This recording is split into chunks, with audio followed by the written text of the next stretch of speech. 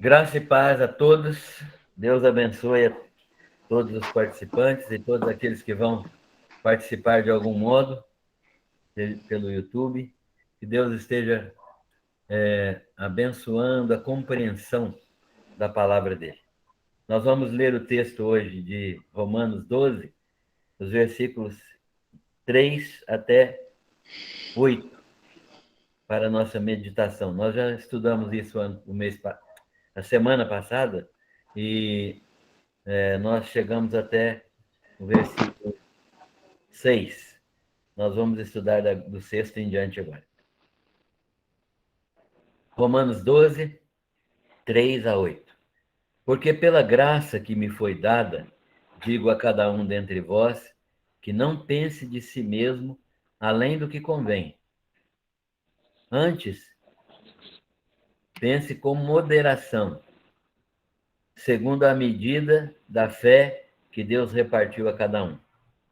Porque assim como um corpo, num corpo só, temos muitos membros, mas nem todos os membros têm a mesma função, assim também nós, conquanto muitos, somos um só corpo em Cristo e membros uns dos outros. Tendo, porém, diferentes dons segundo a graça que nos foi dada, se profecia, seja segundo a proporção da fé. Se ministério, dediquemo-nos ao ministério. Ou que ensina, esmere-se no fazê-lo. Ou que exorta, faça-o com dedicação. O que contribui com liberalidade, o que preside com diligência, quem exerce misericórdia com alegria. Amém. Vamos orar. Pai, nós te agradecemos pela tua palavra viva, palavra que fala aos nossos corações, e nós queremos aprender de ti como nos comportarmos na igreja, como vivermos de modo que a igreja seja edificada e o nosso papel como membros desse corpo seja plenamente realizado. Nós te oramos pedindo que a graça do Senhor seja ministrada aos corações que nesta tarde estudam conosco a palavra do Senhor. Nós não temos nenhuma capacidade ou competência para fazer qualquer pessoa compreender a tua palavra. Nem nós mesmos podemos compreendê-la sem a ação do teu Santo Espírito. Por isso, rogamos em nome de Jesus que o Senhor nos dê do teu Santo Espírito nesta tarde para compreensão, para iluminação da nossa mente e para transformação da nossa vida. Nós oramos agradecidos em nome de Jesus. Amém. Muito bem. Nós interrompemos na semana passada, no versículo 3. Nós estávamos dizendo que os dons espirituais, que Paulo enumera aqui e dá os nomes aqui, a 7 deles, são dons espirituais necessários para toda a igreja e dados a cada crente. Não há nenhum crente que não tenha pelo menos um dom desse. E há alguns crentes, e há muitos outros crentes que têm dois, e há alguns crentes que têm até mais de um dom desses dons espirituais que Paulo menciona aqui. E nós falávamos na semana passada que a palavra utilizada para dons espirituais aqui é diferente da palavra utilizada para dons espirituais em 1 Coríntios, porque há uma diferença nesses dons. Os dons de Romanos têm uma característica, os dons de Coríntios têm outra característica, os dons de Efésios têm outra característica. E nós precisamos fazer a diferença dessas características para podermos entender bem o que são esses dons. Os dons podem ser divididos, então, em dons de ministração, que são os dons de 1 Coríntios 12, 11 e 12. Dons de ministração. Ou seja, são dons dados pelo Espírito Santo, são carismas, dons da graça de Deus pelo Espírito Santo, que não são permanentes, que podem ser dados a qualquer momento, visando um fim útil, visando um fim proveitoso, visando a edificação do corpo de Cristo. Eles são dados exclusivamente para ministrarmos no corpo de Cristo. Eles não são dados para nossa satisfação, para nosso engrandecimento, eles não são dados para dizer que nós somos melhores do que os outros, que temos tal dom, o dom de cura, o dom de línguas, o dom de interpretação, o dom disso, o dom daquilo. Não. Eles são dados para um trabalho específico, para uma manifestação da graça de Deus por meio do Espírito Santo num determinado momento. Podem nem ser repetidos mais, mas podem ser repetidos outras vezes, conforme as necessidades das pessoas, né? Conforme a graça. O que nós temos visto no meio evangélico pentecostal e neopentecostal é que as pessoas têm apenas o dom de línguas. E assim mesmo não é o dom de línguas bíblico. Né? Tem um dom de línguas que é uma pronúncia de palavras que, ininteligíveis, de palavras que não constituem frases, de palavras que têm vários tipos de tradução e que não constituem nenhum tipo de pensamento lógico. Essas palavras, às vezes, muito raramente, eu já acompanhei isso, muito raramente elas são palavras que são interpretadas. Então, esse tipo de dom que nós vemos hoje, eu tenho muita dificuldade em aceitá-los como dons bíblicos, apesar de crer que existem dons espirituais de ministração ainda hoje. Deus pode usar da sua misericórdia e conceder dons de ministração ainda hoje. Segundo tipo de dons que aparece na carta aos Efésios são os dons de liderança, dons de ministração. Eu falei agora sobre dons de manifestação. Tudo que eu falei agora dos dons de Coríntios é de manifestação. Os dons de ministração são dons de liderança da carta aos Efésios. São dons dados a homens de Deus. O próprio ser humano que tem esse dom é que é dado à igreja. A igreja não recebe o dom de pastor, ela recebe um pastor que tem o dom pastoral. O dom, o presente de Deus é o próprio pastor, não é apenas o dom. Não é? O dom vem acompanhado de quem vai usar o dom. Então, esse dom de ministração, esse dom de ministração é um dom dado pelo Espírito Santo a homens, e são dons permanentes. Profetas, apóstolos, profetas, mestres, evangelistas, pastores. Esses 5 dons que são dons de ministração dados a homens que têm esses ministérios de edificação da igreja. E eles são dados exatamente para isso, para a edificação da igreja, para a formação da igreja, para a plantação da igreja, para a edificação da igreja, para a capacitação dos crentes, para que os crentes possam ser capazes de praticar os seus dons espirituais e edificar assim a igreja. Portanto, esses dons são os dons de ministração. Temos os dons de Romanos, nos quais nós vamos nos deter mais hoje, porque são dons dados a toda a igreja. Homens e mulheres recebem esses dons e são ministérios, são dons de ministérios naturais. Tem alguém com o microfone aberto, por favor.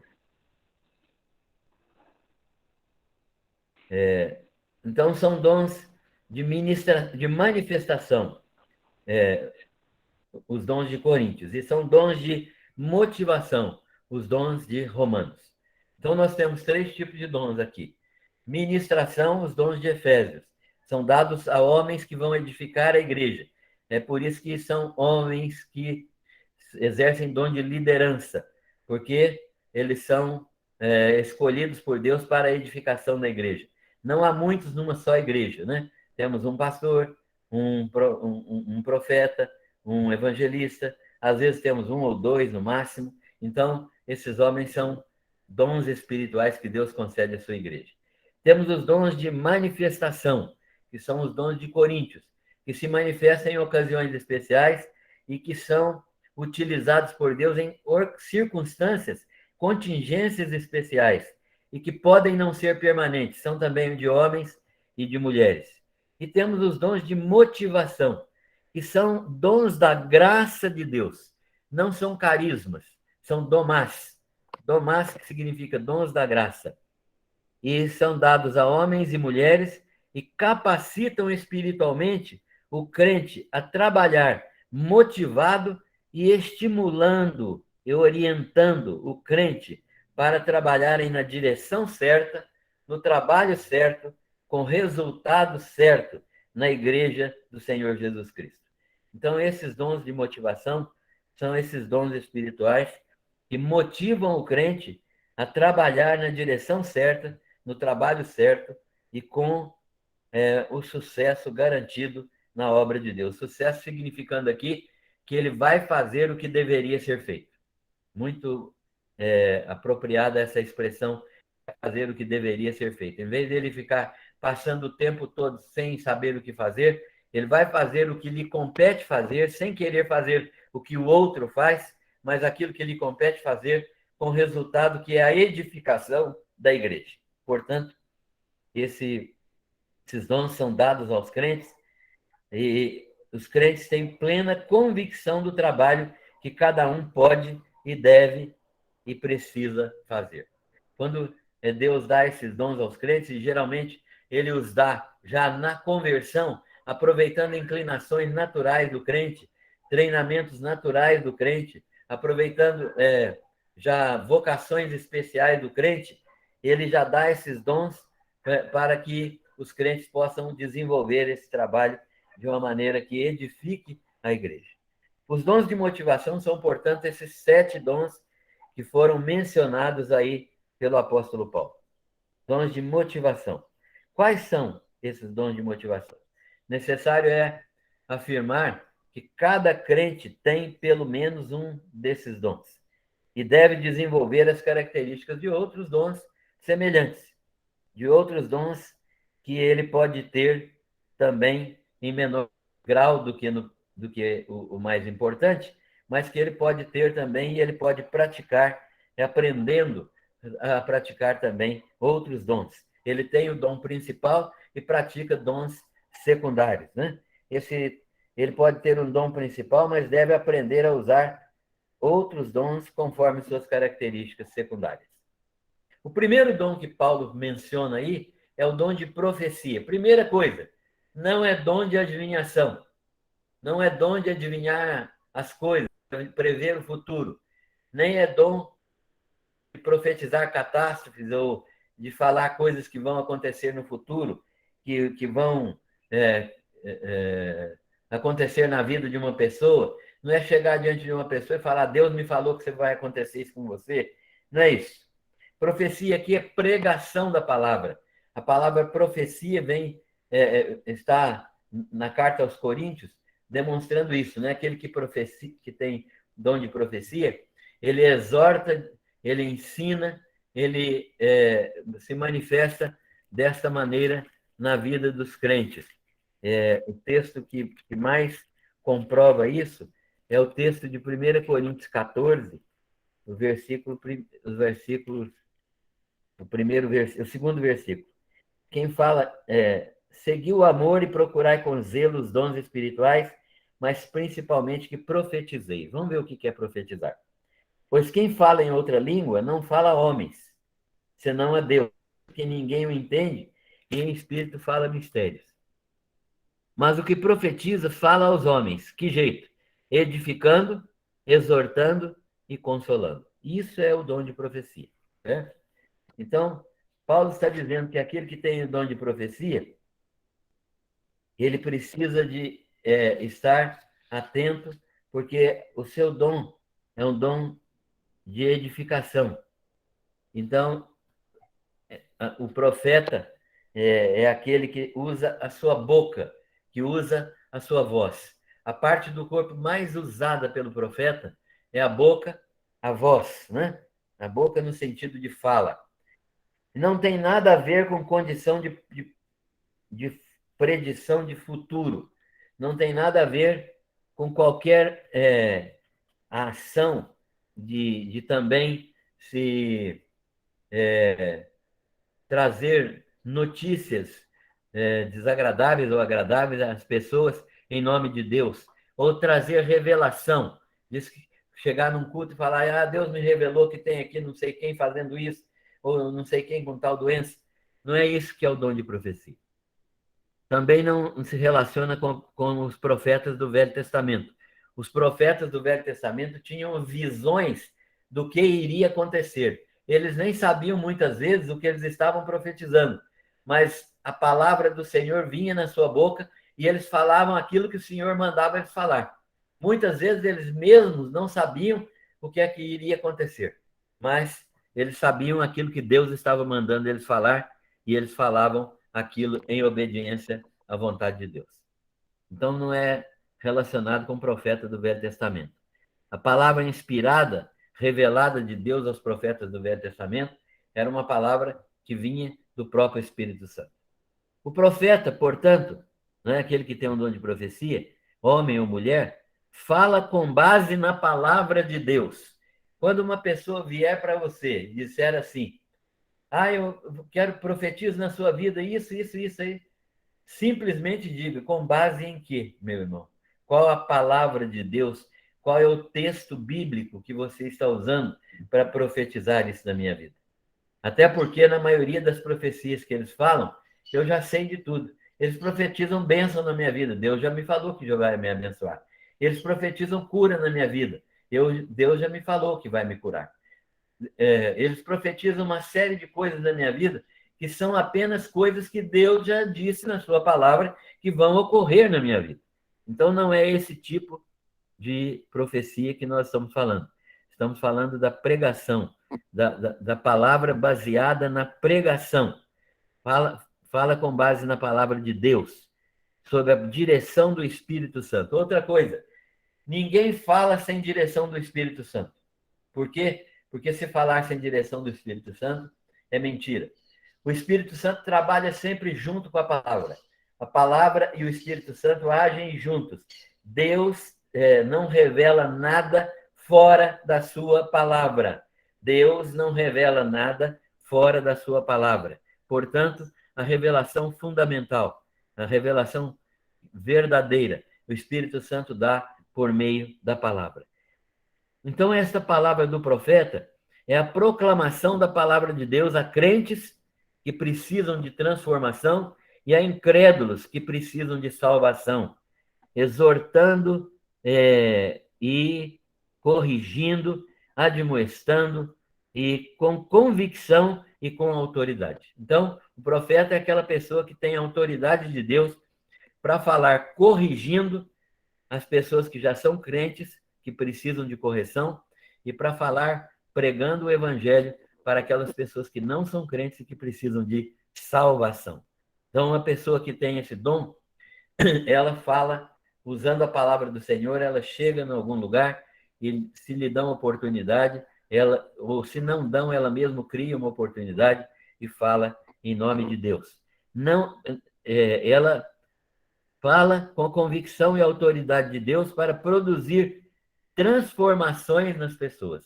Tanto o não crente se convertendo, como o crente sendo mudado, transformado, corrigido na sua vida. Então, o profeta é essa pessoa que tem o dom de profecia, né? Ou é o profeta.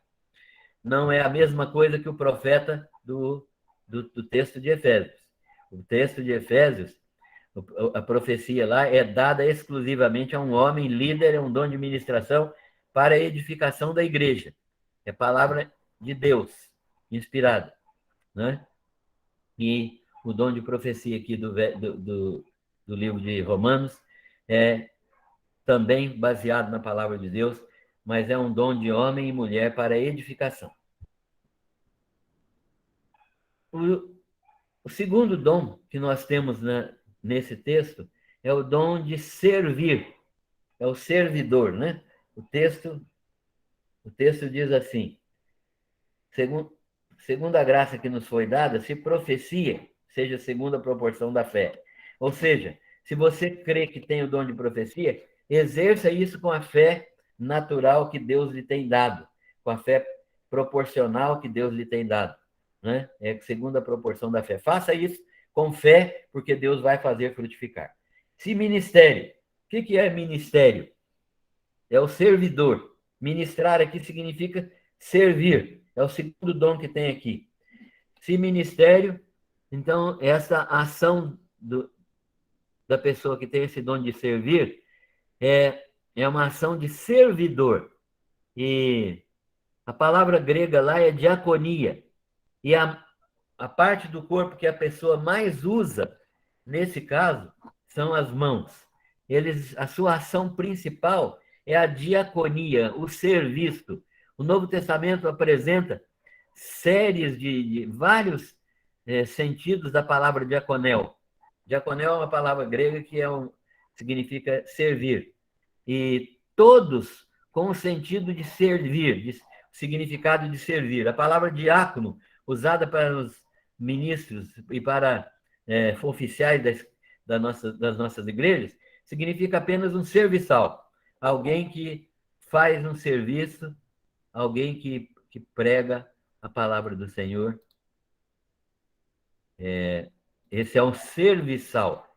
Esse serviçal, portanto, é um diaconel, que tem um ministério de servidor. Ele tem grande sensibilidade às necessidades. Ou seja, ele é capaz de enxergar as necessidades, ele é proativo, ele tem um coração motivado para servir as pessoas. Qualquer tipo de serviço, não é só serviço espiritual, não. Qualquer tipo de serviço. Conheço pessoas que servem muito bem, limpando, transportando cadeiras, fazendo higienes de banheiro, que têm uma alegria muito grande, têm convicção que estão servindo o Senhor nesse ministério. E cozinhando, e não só pregando, cantando, dirigindo a congregação, ensinando a escola dominical, visitando pessoas, não só nesses trabalhos, mas servindo com o coração alegre e servindo naquele tipo de serviço que geralmente outras pessoas não gostam de fazer. Mas a pessoa que tem o dom de ministro, de servidor, de diaconel, ele vai fazer isso com alegria, com um coração feliz, porque ele sabe que ele está fazendo para a glória de Deus. Limpar o chão, trocar uma fralda, cuidar da comida, limpar um banheiro, tudo isso pode ser feito para servir as pessoas, glorificando a Deus.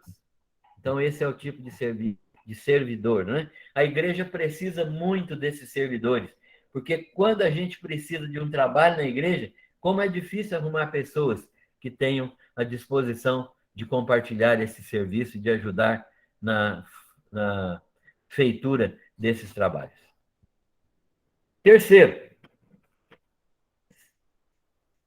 O terceiro dom aqui é o que ensina, esmere-se no fazê-lo. Ensinar. O dom aqui é de professor. É o dom de ensino. Esse ensino aqui também é um ensino diferente do ensino do dom de mestre. O dom de mestre tem uma diferença deste dom de ensinar aqui. Aqui é um professor que aprendeu com o mestre e está ensinando. O mestre é aquele que pesquisa na Bíblia, ele escarafuncha a Bíblia, que ele mergulha na Bíblia, tira as verdades bíblicas que estão ali e passa para as pessoas que vão depois utilizar esse ensino na edificação da igreja. Então, o mestre é um dom de liderança e o mestre tem uma profundidade maior, ele tem um caminho mais profundo, ele entra nas Escrituras, ele vai até o fundo para tirar das Escrituras tudo aquilo que é bom para o ensino, e ele apresenta isso de modo inteligível, de modo fácil, de modo didático às pessoas que participam, para que as pessoas possam aprender e ensinar outros. De modo que o dom de ensinar aqui é diferente daquele dom de mestre de Efésios. Mas o dom de ensinar aqui tem o seu trabalho principal em estudar a Bíblia, em estudar aquilo que já foi ensinado e dar princípios, estabelecer princípios bíblicos para utilizá-los e aplicá-los primeiro, a si mesmo, aplica-se a si mesmo, e depois ensiná-lo de forma didática para que ele também produza transformações na vida das pessoas. Então, as pessoas que têm essa facilidade de ensinar, aprender e ensinar, de transmitir, aquelas pessoas que são capazes de transmitir com integridade, com inteireza, o estudo da palavra do Senhor, estes são aqueles que têm um dom de professor ou de ensino. E ele deve utilizar-se de toda a dedicação. Ele tem que ser uma pessoa dedicada. Não pode ser um ensinador meia-boca. Tem que ser alguém que aprenda, pratique e ensine. E isso vai fazer com que a igreja se desenvolva, o trabalho cresça, as pessoas aprendam e haja desenvolvimento espiritual na igreja. O quarto dom que está aqui é o dom de exortação. O dom de exortação. Quem trabalha no dom de ensino, a parte do corpo que mais trabalha é a mente. No dom de exortação, a parte do corpo que mais trabalha são os pés.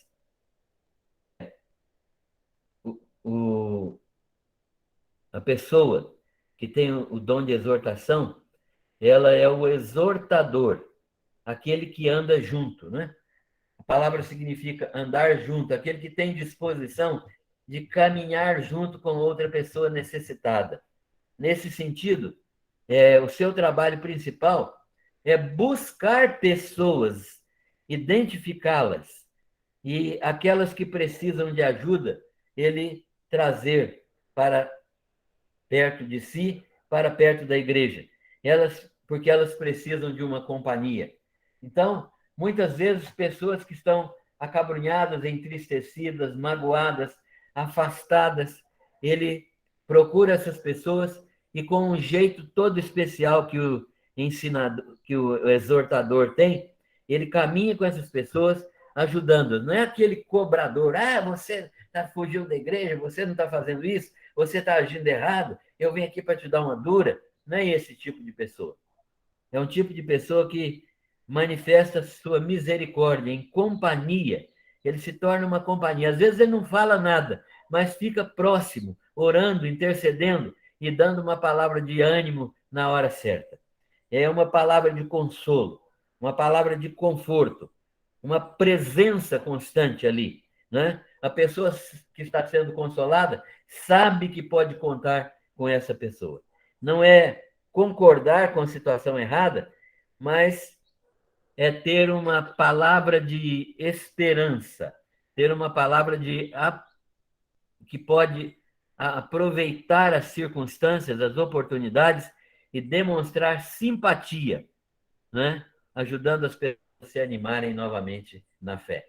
Esse é o trabalho que é feito pelo exortador, aquele que tem o ministério de exortação, aquele que tem o dom de exortação.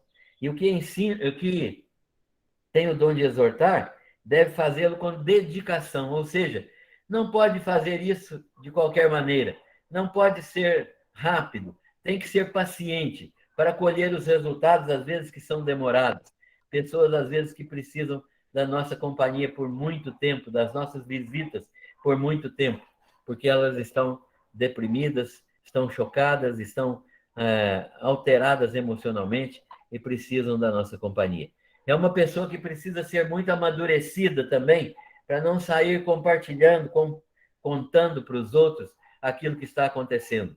Uma pessoa completamente discreta, uma pessoa que tem disposição de servir ao Senhor discretamente. Então, esse é o que nós chamamos de dom de exortador, né? Aquele que exorta, aquele que presencia uma situação errada e que fica fazendo todo o trabalho de despertamento espiritual daquela pessoa. Então, isso é o dom de exortação. Um quinto dom que Paulo apresenta aqui, quinto domar, que é o dom que é da graça de Deus, é o dom de Jesus Cristo que ele nos dá. O quinto dom que ele nos dá é o dom de contribuição. O dom de contribuição. A parte do corpo mais utilizada pela pessoa que tem o dom de contribuição não é o bolso. O bolso é também, mas são os ouvidos. A pessoa vai ouvir e vai agir com liberalidade. O que a pessoa que tem o dom de contribuição faz? O contribuidor é aquele que reparte, uma pessoa que sabe repartir. O contribuidor sabe que há muita coisa a ser feita. Ele conhece as necessidades da igreja. Primeiro de tudo, ele tem que conhecer verdadeiramente as necessidades da igreja. E ele sabe que há muita coisa a ser feita. E ele, sozinho, não pode fazer tudo. Ele conhece as limitações e sabe que não pode fazer tudo sozinho. Mas ele aprendeu a repartir bem o dinheiro e os bens materiais para os quais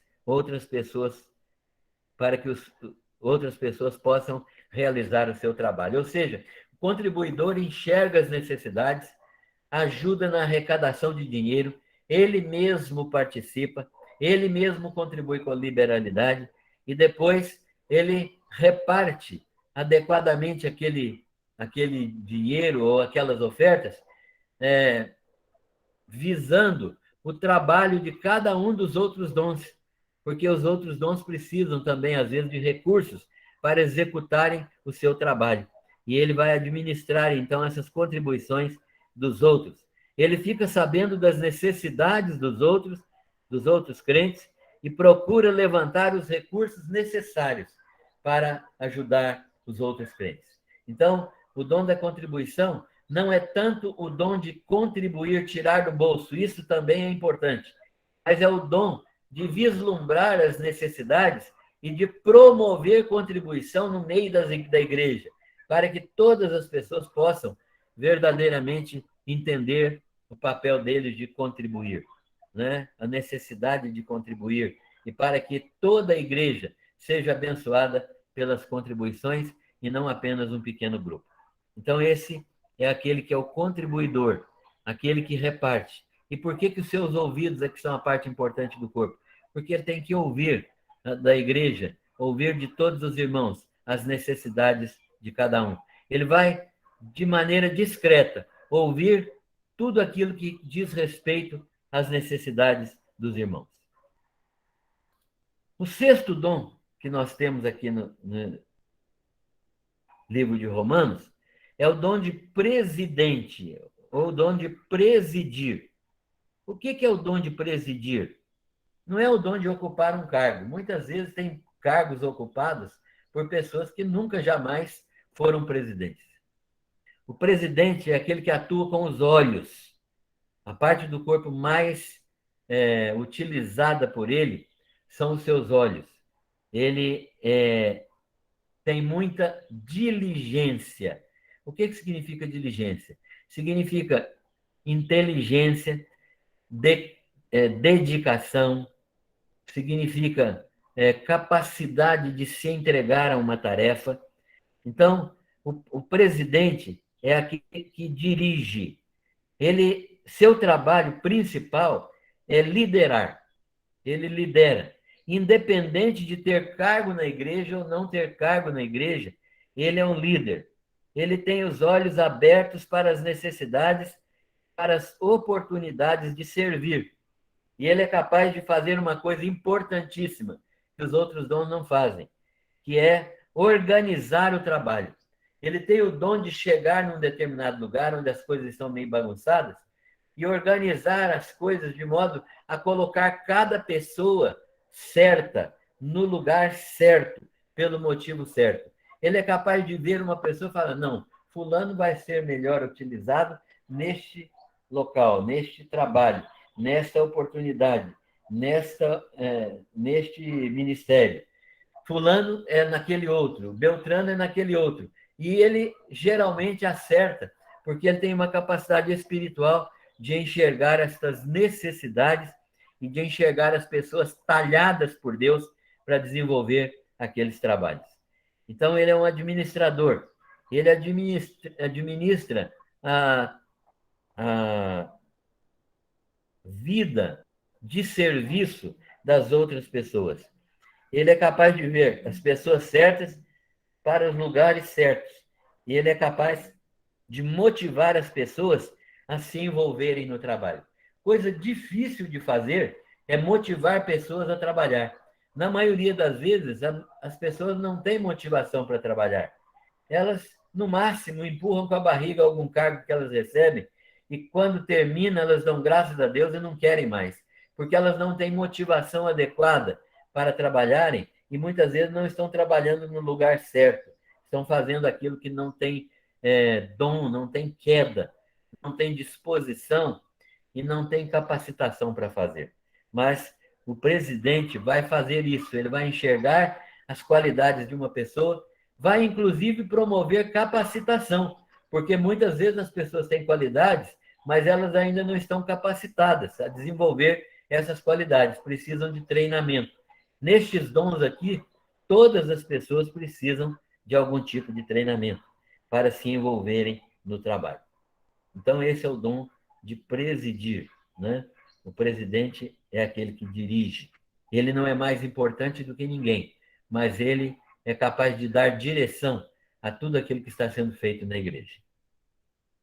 Sétimo e último dom de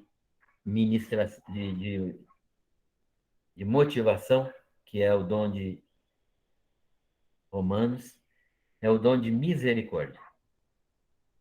Esse dom é o dom do misericordioso, aquele que tem compaixão.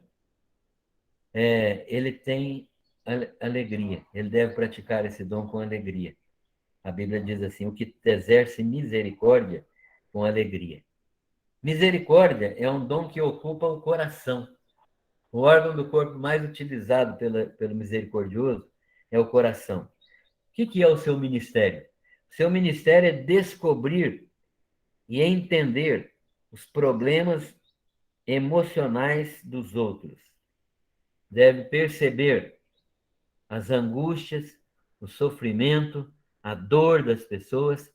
Não só procura as pessoas como as pessoas o procuram, não só ele procura as pessoas, como também as pessoas o procuram e querem conversar com ele. Ele ou ela identifica como as pessoas, com aquelas pessoas que estão sofredoras, para consolá-las, para confortá-las, para orientá-las. O misericordioso não toma partido de ninguém. Ele simplesmente ouve e ajuda a resolver os problemas de maneira bíblica, com alegria. Muitas vezes ele aconselha um casal. Ele não toma partido de um homem, nem o partido de uma mulher. Ele ouve os dois e depois, sabiamente, ele aconselha os dois a resolverem seus problemas com perdão, com serviço, com reconciliação. É nesse sentido que o misericordioso trabalha, porque ele sente compaixão pelas pessoas e ele serve as pessoas de todo o coração. Às vezes, uma pessoa que tem um problema de relacionamento com outra e que não perdoa, ele orienta a pessoa no sentido de perdoar, porque enquanto a pessoa não perdoa, ela não se liberta daquele problema que ela tem com os outros. Portanto, o misericordioso é aquele que trabalha com o coração e trabalha com alegria. Ele é misericordioso porque ele tem compaixão das pessoas. Temos assim encerrado os dons espirituais de Romanos 7. Claro que isso foi uma tinta superficial.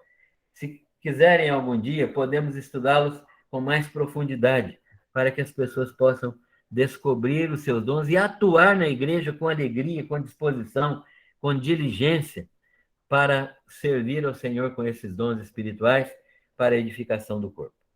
Para a nossa reflexão.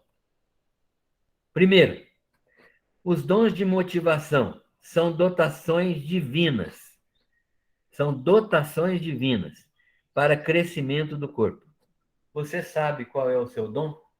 O corpo de Cristo necessita desses dons espirituais para crescer. Você tem dom espiritual. Qualquer que seja o seu dom espiritual, ele deve ser utilizado para a glória de Deus e para o crescimento do corpo de Cristo. Tente estudar a palavra do Senhor e, com base nestas poucas informações, descobrir o seu dom. Segundo, cada qual, sendo o que Deus determinou, não desejando ir além da medida da fé. Você não precisa ser aquilo que você não é, nem deixar de ser aquilo que você é. Você precisa apenas desenvolver o seu dom. E depois que você estiver desenvolvendo o seu dom, você precisa de ver dons que são afins, que são próximos. Por exemplo, misericórdia e exortação. Você precisa descobrir esses dons que têm proximidade e começar a desenvolver características do outro dom, para que você seja capaz de atuar de uma maneira mais ampla no corpo de Cristo. Terceiro, aproveitando cada oportunidade de servir sob a orientação do Espírito Santo. Eu preciso de aproveitar cada oportunidade de servir. Em quais dons que eu possa ter, ou mesmo naqueles que eu acho que eu não tenha, surgiu a oportunidade de servir, abrace essa oportunidade de servir, porque ela é uma oportunidade que Deus está te dando para crescimento espiritual e para edificação da igreja. Foi muita coisa que eu fiz sem saber aquilo que eu estava fazendo, mas que Deus utilizou para meu crescimento espiritual, porque eu simplesmente desejei fazer alguma coisa, mesmo não tendo convicção clara do que era. Mas Deus foi usando de misericórdia e me revelando. Abriu-se uma oportunidade de servir, abrace essa oportunidade de servir, qualquer que seja o serviço, para a glória de Deus. 4. Pense de si mesmo com moderação, na medida da fé que Deus repartiu a cada um. Se Deus te deu fé para exercer profecia, exerça a profecia. Se Deus te deu fé para ensinar, se você crê que pode ensinar, ensine. Se Deus te deu o dom de misericórdia, exerça a misericórdia com a fé que o Senhor te deu. Pense em si mesmo com moderação. Não pense nem mais e nem menos. Nem superestime a sua importância, nem subestime a sua importância. Mas busque o conhecimento e a graça de Deus. E Deus vai te ensinar a ser aquilo que você foi chamado a ser e até aquilo que você pensa não ter sido chamado a ser. Quinto e último. Quando os crentes conhecem e praticam seus dons espirituais, há harmonia no crescimento da igreja. O corpo de Cristo cresce, o corpo de Cristo se desenvolve, o corpo de Cristo age de maneira harmônica e como um corpo verdadeiro. Quando os crentes conhecem e praticam seus dons espirituais, há verdadeira harmonia, o crescimento do corpo é claro e as ações são amadurecidas, que glorificam a Deus. Para de haver carnalidade no seio da igreja. Que Deus abençoe cada um de nós para continuarmos descobrindo aqueles dons principais que Deus nos deu e continuarmos praticando aqueles dons afins, aqueles dons que são próximos daquele que Deus nos deu para desenvolvimento do nosso corpo, da nossa mente, do nosso espírito, da nossa igreja. Que Deus abençoe a todos e que a graça do Senhor seja com todos. Deus nos proteja de todo mal e nos guarde para a tua honra e para a sua glória. Amém.